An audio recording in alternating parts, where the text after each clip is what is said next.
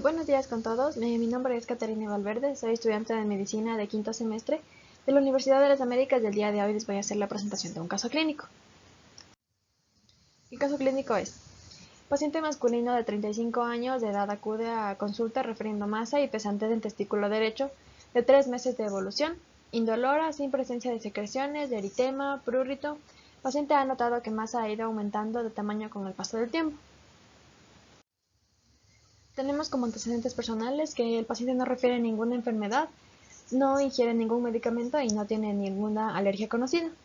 El paciente no tiene hábitos perniciosos, mantiene una alimentación adecuada, duerme 8 horas al día y no realiza ejercicio. En sus signos vitales tenemos una tensión arterial de 125/85, una frecuencia cardíaca de 85 latidos por minuto, una temperatura de 36,5 y una saturación de oxígeno de 95.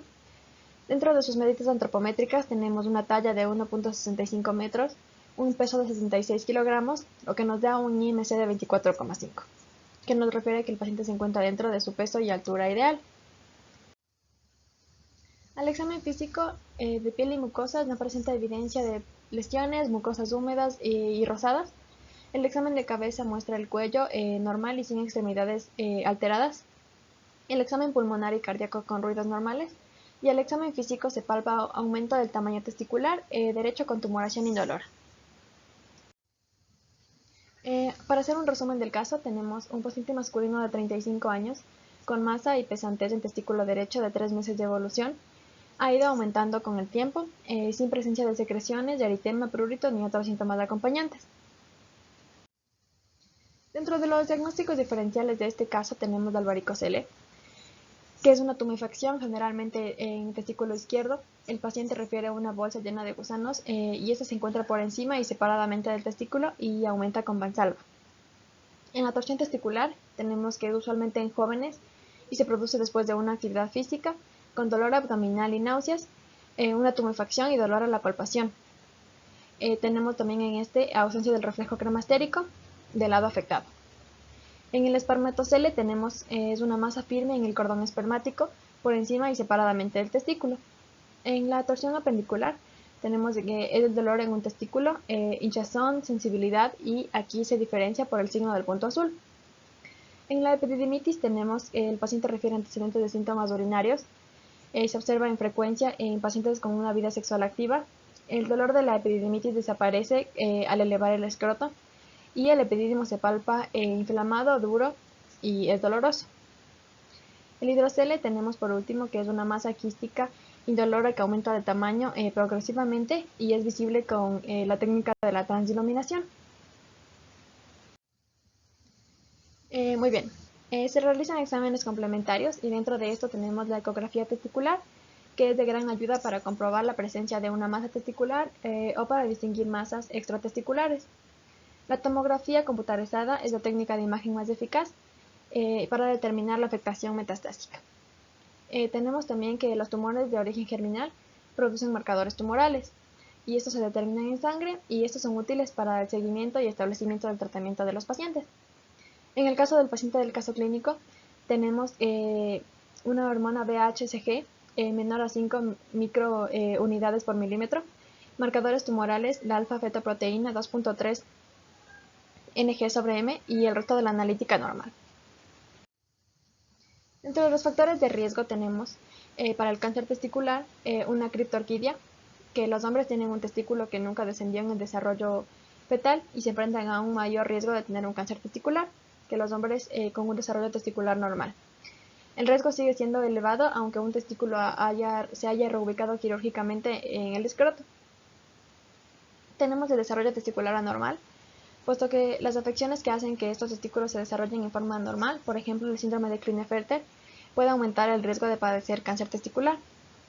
Tenemos antecedentes personales, que si hay hombres en la familia que hayan tenido un cáncer testicular, las personas tienen un mayor riesgo de padecerlo en un futuro. Dentro de la edad, tenemos que el cáncer testicular afecta tanto a adolescentes y a hombres jóvenes, especialmente entre los 15 y 35 años de edad, sin embargo puede ocurrir a cualquier edad. Tenemos también un tumor contralateral. Y por último, la raza, que el cáncer testicular afecta más a hombres blancos que en hombres afroamericanos. Dentro de los síntomas más comunes para el cáncer testicular, tenemos que el paciente refiere a una masa no dolorosa o hinchazón testicular, un cambio en la forma del testículo, un dolor sordo en la ingle o en el hipogastrio, edema escrotal y dolor testicular. Sin embargo, cabe manifestar que este tumor se manifiesta habitualmente como una masa indolora unilateral en el 55% de los casos y tan solo el 20% de los pacientes refiere un dolor como un síntoma inicial. Los tumores testiculares son procesos raros que representan tan solo el 1% de todos los tumores malignos en los hombres. Sin embargo, es la neoplasia más común en las edades de los 15 a los 35 años de edad. Los tumores testiculares se diferencian en germinales y no germinales. Los tumores germinales pueden dividirse en seminomatosos, que incluyen al clásico, al anaplásico y el espermatocítico, y los no seminomatosos, dentro de los cuales tenemos el carcinoma embrionario, de los senos endodérmicos, el teratoma, tanto maduro como inmaduro, y el coriónico carcinoma. Dentro de los tumores no germinales, tenemos el tumor de las células de Leydig, de las células de Sertoli, la granulosa y los metastásicos que pueden presentarse de forma linfoma, plasmacitoma o una leucemia. Para la estadificación tenemos la TNM, dentro de los cuales, de una forma general, la letra T nos evidencia un crecimiento o una invasión de estructuras propiamente dichas del testículo. Por ejemplo, aquí tenemos la T0, que es sin evidencia de tumor primario, a diferencia de un estadio T4, en el que se evidencia un tumor que invade el escroto con o sin invasión vascular o linfática. La N tenemos que es la invasión a nivel ganglionar, generalmente retroperitoneal, y toma en cuenta el tamaño y el número de ganglios. Por ejemplo, tenemos la N0, que es sin metástasis en ganglios linfáticos regionales, a diferencia de la N3, que es una lesión en un ganglio linfático mayor a 5 centímetros en su diámetro. Tenemos la letra M, que evidencia una presencia de metástasis testicular, pulmonar o visceral. Por ejemplo, la M0 es sin evidencia de metástasis a distancia, y la M2, que es una lesión visceral no pulmonar.